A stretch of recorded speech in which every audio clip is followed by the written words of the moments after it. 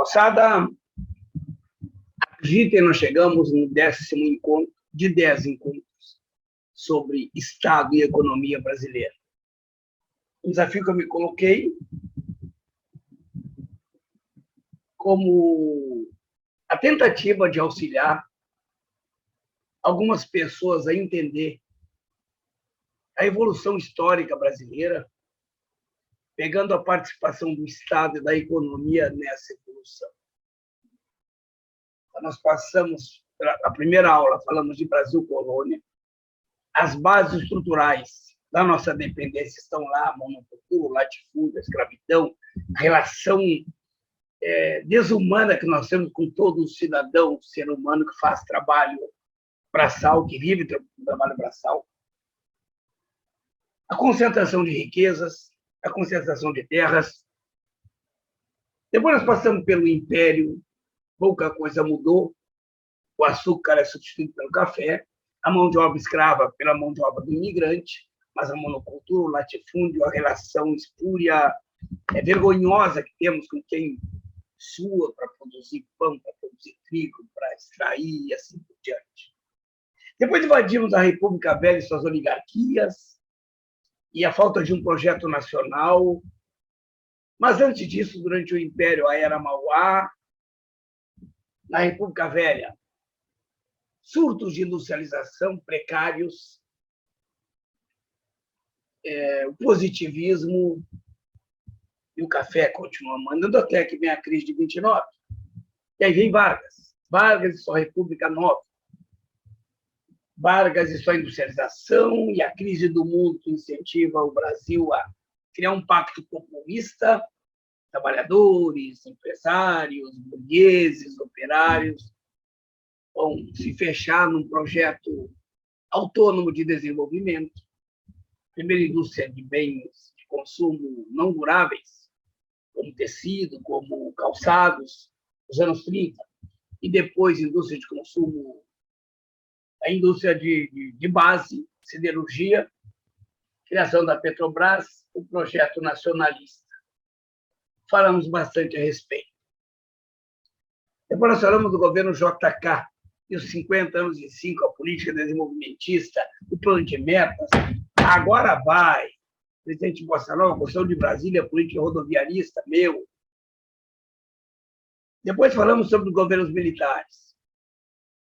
Antes, Jango, que é a crise do pré-golpe, o governo nacionalista, a legalidade, a desconfiança do centro e da direita com relação a um presidente que fala de reforma agrária e a fuga do capital externo que estava investindo aqui.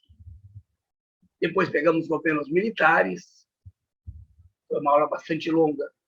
Depois pegamos o governo Sarney, essa aula chega a 1 hora praticamente, vários planos, 4 grandes planos econômicos de tentativa de controle da inflação, Cruzado 1, Cruzado 2, Plano Bresser em 87 e o Plano Verão em 89, do Maílson da Nóbrega, todos eles planos fracassados. Mas nunca esquecer que a década de 80 é a década perdida.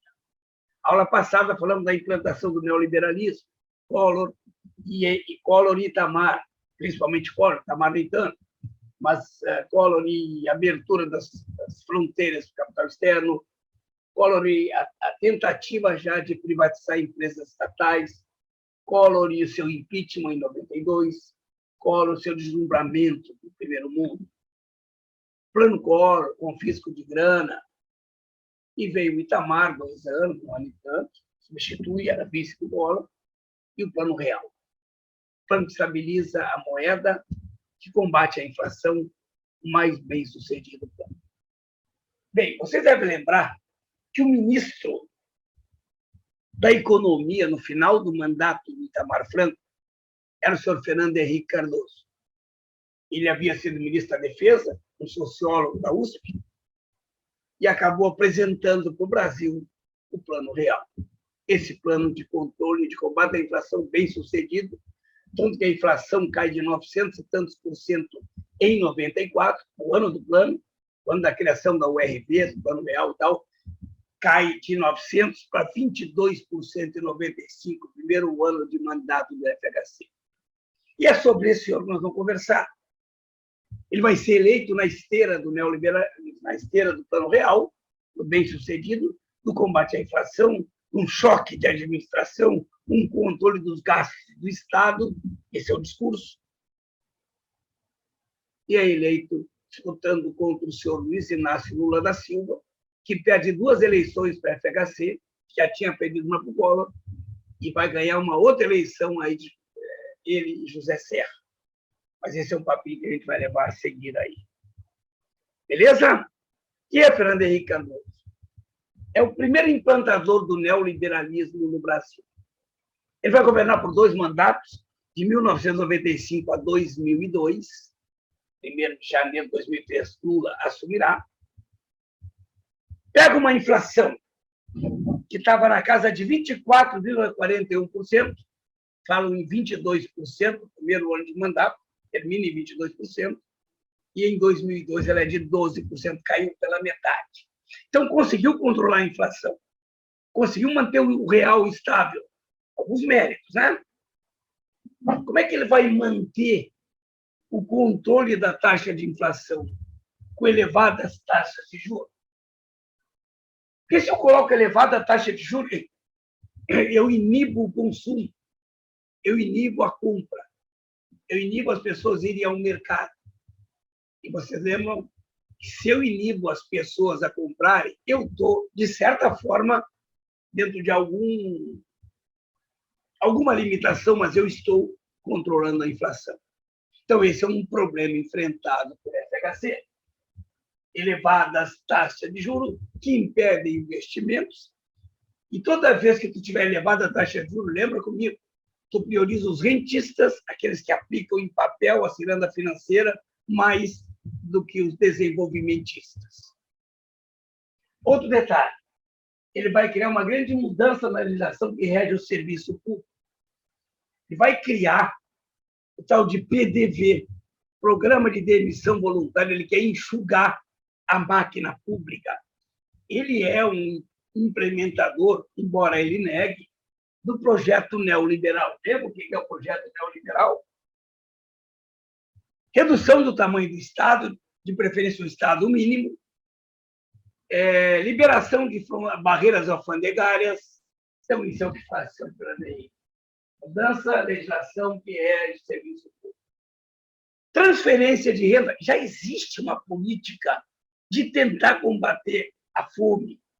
No governo dele vai surgir um senhor chamado Betinho, irmão do Enfio, que vai organizar as caminhadas, uma cruzada no Brasil pela fome zero. Betinho cria esse movimento social, esse movimento da sociedade civil. Então, já existe, por exemplo, a Bolsa Escola. Privatizações. Talvez seja a grande marca de FHC. Tá? Ele vai diminuir o tamanho do Estado vendendo empresas estatais. Eu falo isso em empresas estatais porque há uma diferença entre ter uma empresa estatal e uma empresa pública. Muitas vezes a empresa estatal serve muito mais à iniciativa privada, no caso de algumas dessas empresas, do que mesmo a coisa pública. Mas elas são do Estado. E ele vai criar essa onda de privatizações, dizendo que o Estado não pode investir em infraestrutura. Tem um acordo no governo Collor que condena, que proíbe, que inibe o investimento estatal em hidrelétrica, em rodovias. Não podemos gastar em infraestrutura econômica, hoje chamado gargalo da economia. Ou se o Estado não pode investir, quem pode investir? A iniciativa privada. Então, eu vou vender para esses senhores. Embora sem contrapartida, sem obrigatoriedade deles investirem. Mas o Estado é certo que não está investindo e não investirá. Tanto é que, em 2001, o Brasil viveu um grande apagão energético. Setores, nós vamos privatizar o setor de energia, de telecomunicações, o setor de siderurgia e fornecimento de matéria-prima, o setor financeiro e o setor de extração de combustíveis, o setor da Petrobras. Para isso são criadas várias agências. A primeira delas, não pela ordem, mas importância, talvez, a ANEEL, Agência Nacional de Energia Elétrica. Essas agências vão regulamentar o setor e encaminhar o processo de privatização e dar valor às empresas estatais. A Eletrobras, ela tem dois grandes braços. A Eletrobras é a holding do sistema energético brasileiro, criado, lembram, em 62 no governo Janot. Agora, o governo Bolsonaro quer privatizar. A Eletrobras tem dois braços. O braço de geração de energia, que pertence às empresas como Eletrosul, Eletronorte, Codepasp, Furnas, são empresas federais da União. E as empresas distribuidoras são empresas estaduais, são as bilheterias do sistema, mas fazem parte da Eletrobras. A Eletrobras criou um sistema estatal cooperativo em que não tem que dar lucro, mas tem que possibilitar o desenvolvimento econômico, vai gerar impostos, salário, consumo e vai fazer o PIB crescer. A função dessas empresas estatais é implementar, é dizer, vão ter energia para vocês. Com a criação com a privatização, aquele sistema estatal cooperativo vira um sistema privado concorrencial, lucrativo, salve-se quem puder.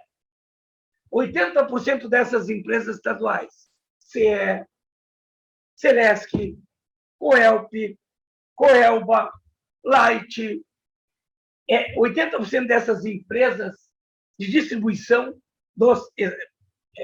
sob a administração dos estados, das unidades federadas, são privatizadas. E 30% das empresas de geração, hidrelétrica, termoelétrica, nuclear, que geram energia efetivamente, também serão privatizadas a partir de 97. Leilões. Em 97, também foi criada a Anatel, Agência Nacional de Telecomunicações, que encaminha as privatizações no setor de telecomunicações. Por exemplo, Rio Grande do Sul, tinha uma empresa chamada CRT, Companhia Rio Grande de Telecomunicações, que traz para cá a tecnologia da telefonia móvel.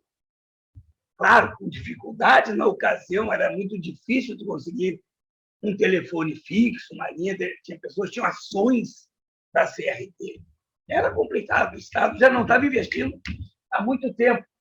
E aí largou na mão da Telefônica de Espanha, da antiga Telete, com Vira Vivo, claro, GBT, TIM e outras criaturas mais.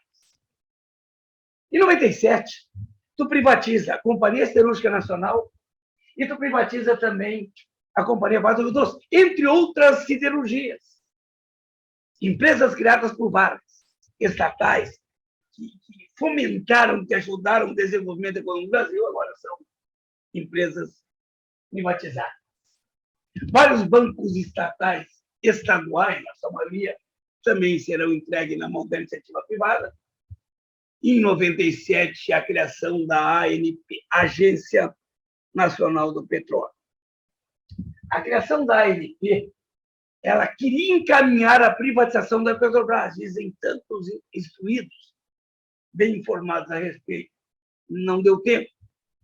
O governo Lula, daqui a uns poucos anos. Então, houve a quebra do monopólio estatal na extração desse hidrocarboneto. Se não me engano, chega na casa de 12% a extração do petróleo, que era realizada somente pelo Estado até então, a ser realizada pela iniciativa privada, seus consórcios e seus interesses. Também no governo FHC, ao mesmo tempo que privatiza, tem um livro que eu gostaria que vocês lessem, que é uma visão, é um enfoque dessas privatizações. O quanto o Brasil foi generoso, o quanto o Brasil emprestou dinheiro para quem comprava, o quanto o Brasil não recebeu grana por essas empresas, trocou por dívida. O título do livro é Privataria Tucana. Privataria Tucana. Eu até ia separar ele para mostrar a vocês, mas eu vou colocar depois na edição, tá? Vai aparecer aqui em cima, Privataria Tucana. Leiam esse livro quando puder. Ao mesmo tempo que tu privatiza a coisa pública, tu diminui o tamanho do Estado, retorna os investimentos externos, retorna a entrada de multinacionais, que o Brasil ficou 20 anos desde a crise do petróleo, a mercê da chegada dessas fábricas aqui. Em 95, primeiro ano do governo da FHC, 5 grandes montadoras de veículos, a Audi, a Volkswagen, a Renault, a Peugeot, eu não lembro exatamente o nome das 4, vão se instalar em São José dos Pinhais, um município vizinho de Curitiba, aliás, onde fica o aeroporto, não vou lembrar o nome do aeroporto, Afonso Pena, no estado do Paraná, principal aeroporto do estado. Em 97, a GM resolve se instalar em Gravataí, no Rio Grande do Sul. 280 milhões de dólares receberam do Estado, isenção de impostos, subsídios governamentais, toda uma facilitação para a GM entrar aqui. Em 99, a Ford diz vir para Guaíba, no Rio Grande do Sul, está tudo decidido, até que um acordo entre o senhor FHC e o Antônio Carlos Magalhães, na época governador do estado da Bahia, mudam a legislação do país para aumentar em quase 10 vezes os incentivos que seriam dados aqui no Rio Grande, aqui no Rio Grande do Sul, que é dado pelo estado da Bahia, se instala a 40 quilômetros de Salvador, município de Camaçari.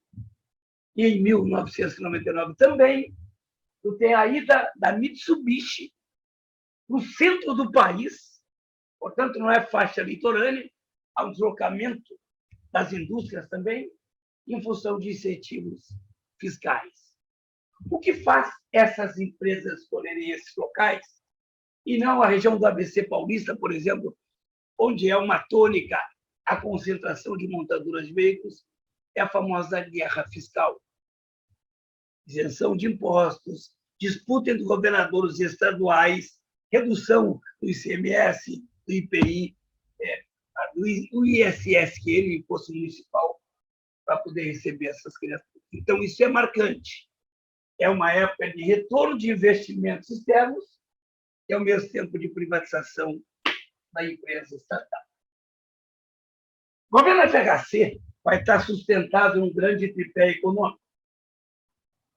O câmbio flutuante, a taxa de câmbio não é fixa, principalmente depois de 99, quando Pedro Malan desvaloriza o real, o Brasil poder voltar a exportar.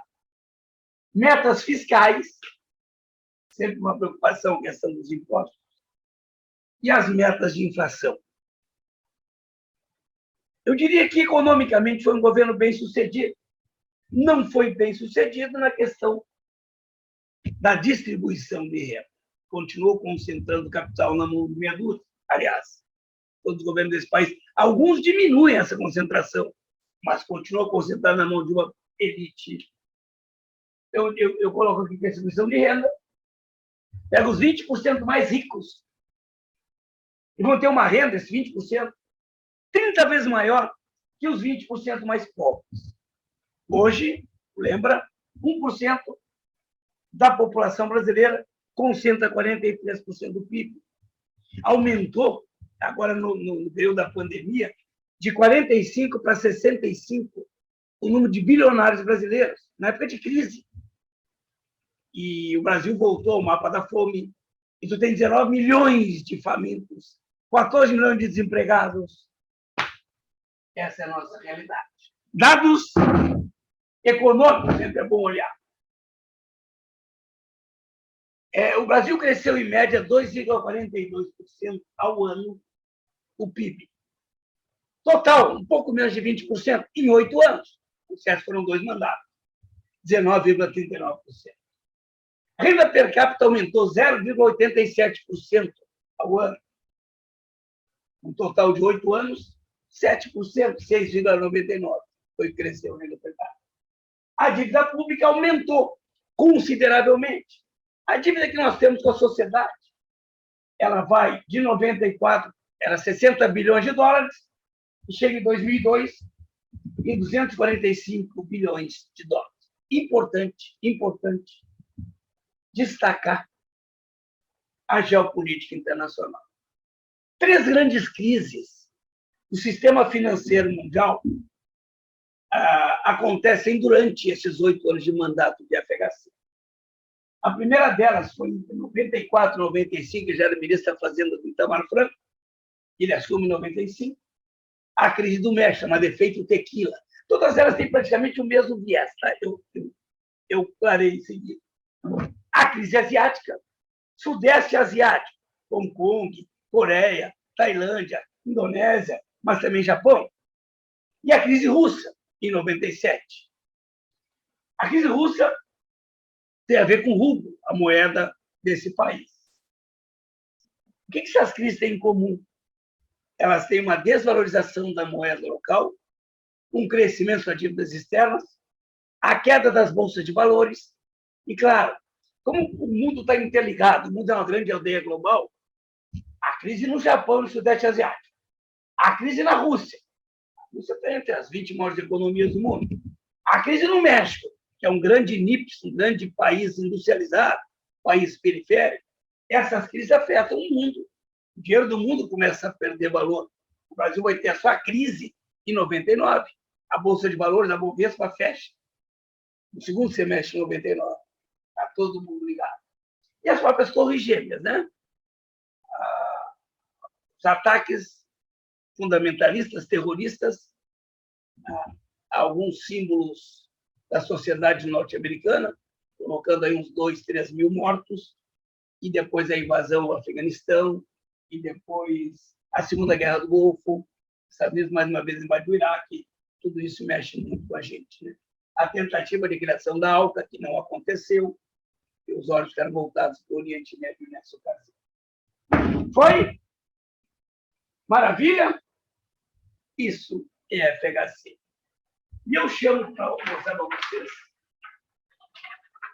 agora. Então, foi um período de privatizações, foi um período de retorno de investimentos, foi um período de... Mas também, como todo governo, deixa eu apagar aqui, permitam, como todo governo nessa terra, é um governo que vai provocar que a gente pense sobre o controle que a gente tem em cima de nossos políticos, eleitos por nós, é verdade. Então, lembra que eu apago aqui, ao apagar, eu consigo comentar esses dois casos aqui. Compra de votos para reeleição. Fernando Henrique, ou seu staff, conseguem negociar, junto ao Congresso Nacional, o aumento do teto de 4 anos para 8 anos de cada governante no Brasil. E aí vazou pela Folha de São Paulo 2 deputados do Acre que deram um depoimento, diz que indícios reais que isso aconteceu, de que o Estado, que o governo, desculpe, estava fornecendo R$200 mil para cada parlamentar que votasse na reeleição. Bom, onde é o governo Bolsonaro agora, não fica muito longe disso. Aprovar o orçamento, aquele papo todo. Então, obviamente que a oposição procurou o PGR, que é uma espécie de fiscal dos 3 poderes, Procuradoria-Geral da República, na época, presidido por Geraldo Brindeiro, Procurador-Geral da República, é o promotor, o cara que acusa e tal, e fiscaliza todos nós, não quis aceitar o processo e engavetou o processo. Fizeram a mesma coisa com o Temer. Foi até aí? Tranquilo. Um outro caso de corrupção, tal de PROER, Programa de Estímulo à Reestruturação e ao Fortalecimento do Sistema Financeiro. Aí o Maurito para um pouquinho e abre um parênteses. Quando o neoliberal diz que ele não gosta do Estado, ele não gosta do Estado que gesta, que administra para os pobres. O Estado de bem-estar social. Ele não gosta do Estado preocupado com promover políticas públicas, sejam públicas mesmo, e não de meia dúzia de criaturas no campo privado. Nesse caso, o Estado brasileiro, o governo FHC, vai gastar 16 bilhões de dólares para socorrer 6 bancos falidos. Repito, o ProER é um programa de estímulo à reestruturação e ao fortalecimento do sistema financeiro.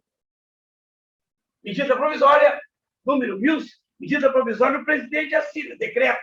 Depois a gente vota. Número 1179, de novembro de 95. Veja, quando o mundo está virando caos lá da crise do México, em seguida a crise da Ásia, da Rússia, vou proteger os meus. O presidente do Bamerinos era ministro da Agricultura do governo FHC, o presidente do banco era ministro da Agricultura. Então, o Banco Nacional, que patrocinava o Ayrton Senna, não existe mais. O Bamerinos, o governo socorre, mas em seguida ele vai falir mesmo. O Banco Econômico, o Banco Mercantil, a Crefsul, Pontual e Banorte. São bancos que receberam auxílio em cash do Estado brasileiro para que não falissem nessa ocasião. Beleza? Isso é governo FHC.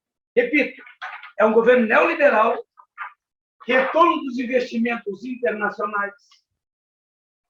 As multinacionais vão entrar aqui. Até dinheiro para emprestar os tios vão ter. E, ao mesmo tempo, privatização de empresas estatais, controle da inflação, estabilidade do real. O sucessor do governo FHC é governo Lula. Em comum entre FHC e Lula, estabilização da moeda, controle da inflação com mecanismos diferentes, é bem verdade, mas a respeitabilidade ao real. Então, eu coloquei o que é marcante: controle da inflação, como foi FHC, sim, senhor, e um governo não privatizante. Vai optar por não privatizar, diferente de FHC. Não vamos esquecer que FHC era ministro da Economia, antes disso, ministro da Defesa do governo Itamar, que era vice do Collor, que é o cara que implanta o neoliberalismo no Brasil. Então, a dupla dinâmica da implantação do neoliberalismo, Collor e FHC. Itamar dá uma freada nesse processo. O governo Lula vai de 2013 a 2010. Dados econômicos, crescimento do PIB, 60% nesses 8 anos. Aproximadamente 4,1% ao mês. Inflação de 2003 era 12,53. Lembra como a FHC pegou em 24, largou em 12? O Lula pega em 12,53 e termina em 5,9%. A inflação do governo Bolsonaro de 10,6%. Renda per capita cresceu 23,05%. Então, nem tinha crescido 6%. 2,8% ao ano. Gera aproximadamente 10 milhões de empregos. É um governo desenvolvimentista. O IDH, Índice de Desenvolvimento Humano, que tu mede renda per capita, condições médicas sanitárias e analfabetismo, vai de 0,649 para 0,755. Quanto mais se aproxima do 1, melhor o IDH. Salário mínimo aumenta 80% nesse período.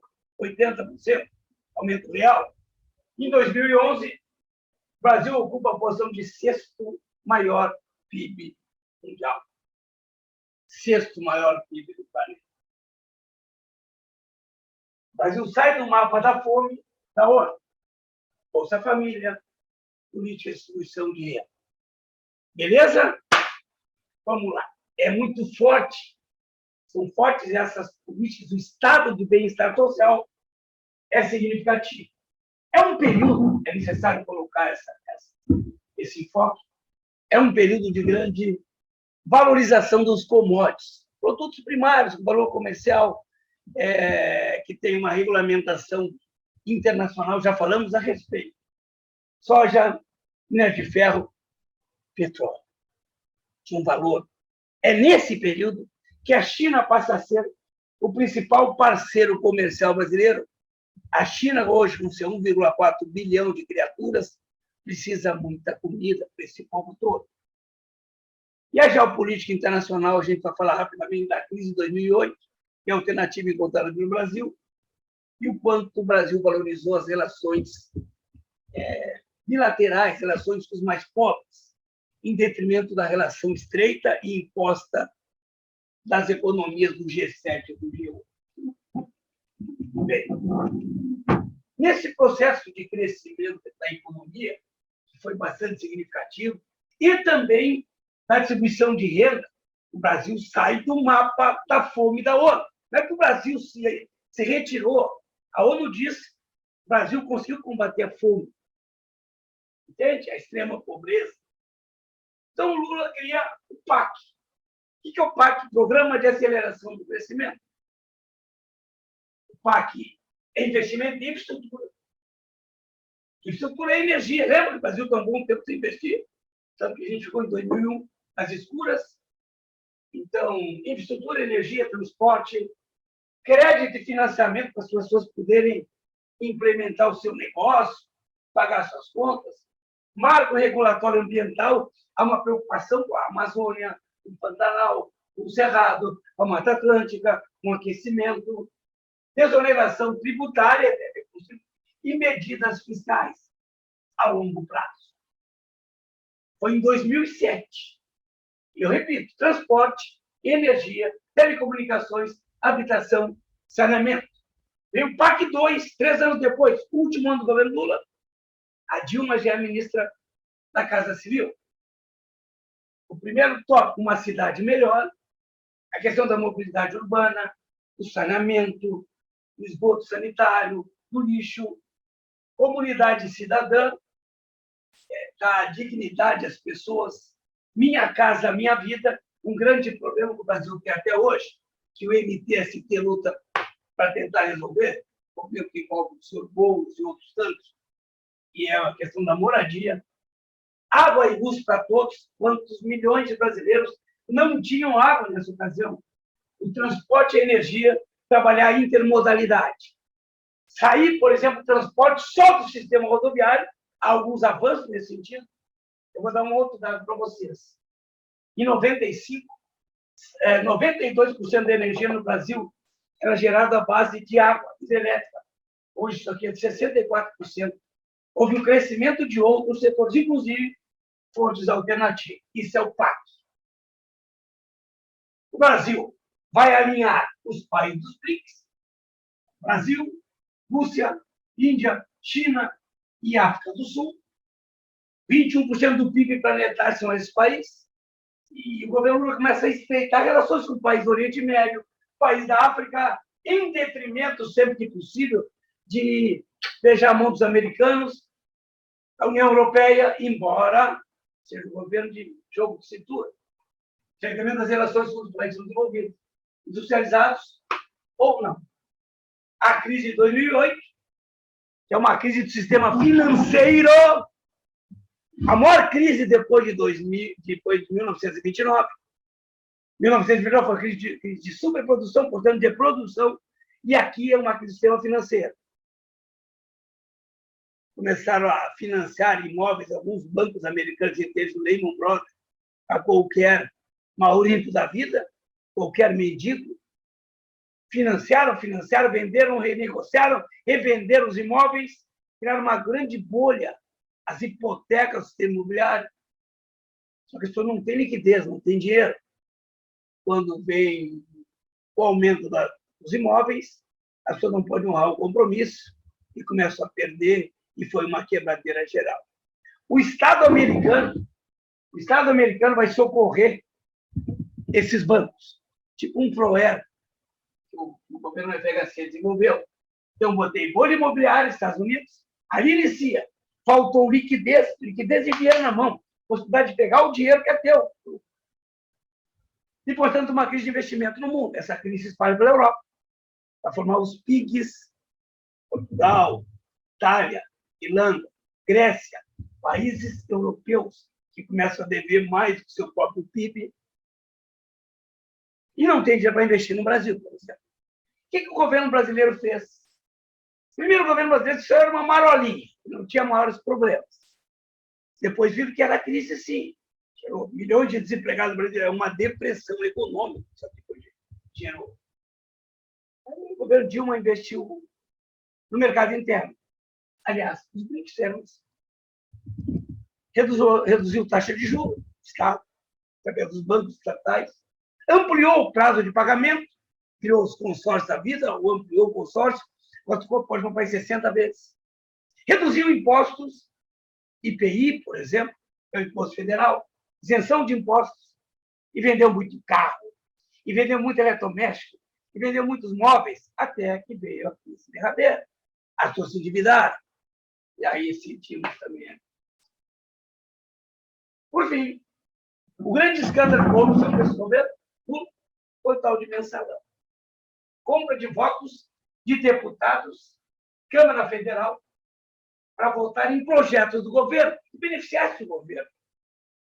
Denúncia feita pelo deputado Roberto Jefferson, e o principal acusado, o então chefe da Casa Civil, José Dirceu, foi afastado, ele foi cassado na Câmara, e quem assume no seu lugar? A senhorita Dilma Rousseff, que acaba virando a chefe da Casa Civil, ela é ministra das Minas e Energia do governo Lula, e depois vai ser reeleita e vai sofrer impeachment no segundo mandato ou o golpe de 2016.